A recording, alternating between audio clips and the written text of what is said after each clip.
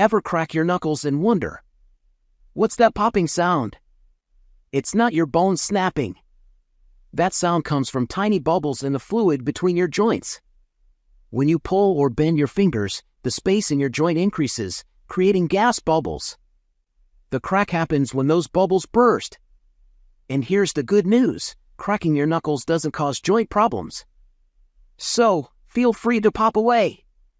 Next time you crack, you'll know what's happening. Pretty cool, right? Follow for more fun facts.